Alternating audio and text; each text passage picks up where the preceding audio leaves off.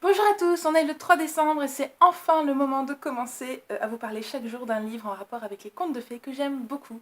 Et on va commencer aujourd'hui avec La petite sœur du chaperon rouge de Didier Lévy, illustré par Clotilde Perrin, et c'est aux éditions Milan. Dans cet album, on suit Carlotta, la petite sœur du petit chaperon rouge, qui commence à en avoir un peu ras-le-bol du snobisme dans lequel se sont enfoncées sa sœur et sa grand-mère suite au succès retentissant de leur aventure dans la forêt. Le chaperon rouge est devenu une superstar avec des lunettes noires et elle projette, pour se faire encore plus d'argent, de raser la forêt pour en faire un parc d'attractions. Carlotta, elle, s'est liée d'amitié avec les habitants de la forêt, même avec le loup, qui est maintenant une vieille bête édentée qui ne fait plus peur à personne, et elle va tout mettre en œuvre pour sauver la forêt qu'elle aime tant des désirs mercantiles de sa grande sœur.